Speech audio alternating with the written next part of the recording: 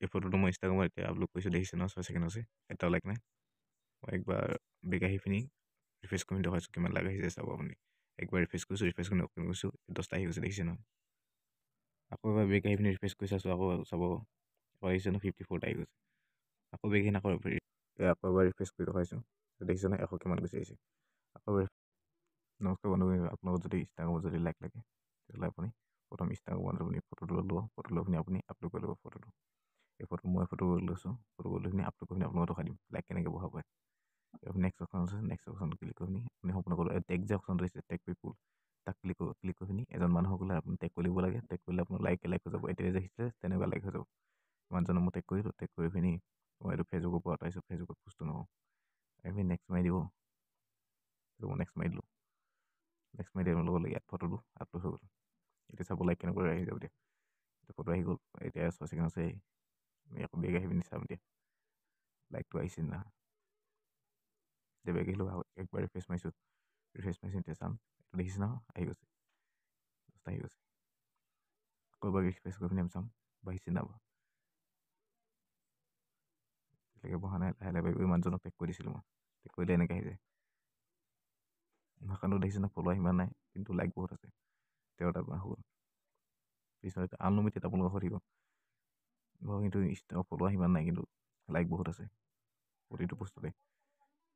দেখিছে, ৰিফ্ৰেছ কৰিব আপোনাক দেখাই দিছোঁ, 18টা 19টা কেনেকৈ গৈছে, লাইভ প্ৰুফ আপোনাক দেখাইছোঁ। 37টা গৈছে, কিমান সোনকালে দেখিছে নাই। মই চিফ্ট টেগ কৰি দিছিলোঁ, এই দেখিছে ন 54টা হৈ গ'ল। এতিয়া 7 মিনিটত 54টা হৈ গ'ল, এই দেখিছে ন 67টা হৈ গ'ল, 7 মিনিট হৈছে মোৰ দেখিছে ন। এইখিনি দেখিছে ন মোক কেনেকুৱা পোষ্টত কিমান লাইক আছে, ফলোৱাৰ কিন্তু সিমান নাই, লাইক কিন্তু বহুত আহিছে। মই এটা পোষ্ট কৰি দিলে দেখিছে নাই 100 আহি গ'ল, 100ৰ পৰা আহি গ'ল।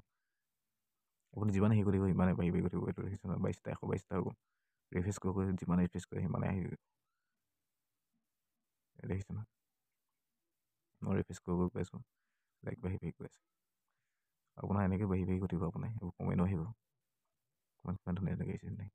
আপোনাক জনাইম বাৰু, মানুহজনৰ নামটো কালি টেগ কৰি দিব লাগে, টেগ কৰি কিন্তু বহুত লাইক আহিছে আৰু কমেণ্টো আহিছে।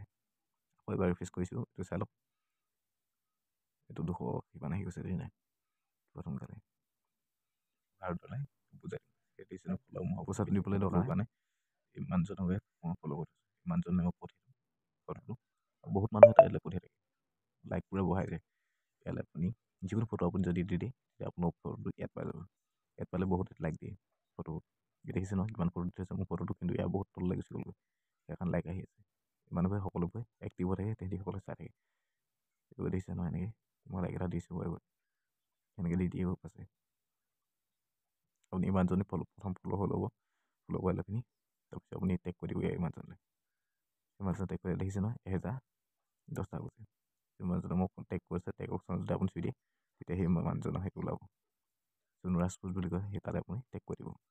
টেগ কৰিলে আপোনাক লাইক এইদৰে আহিব, মোৰ নিচিনাকৈ আহিব।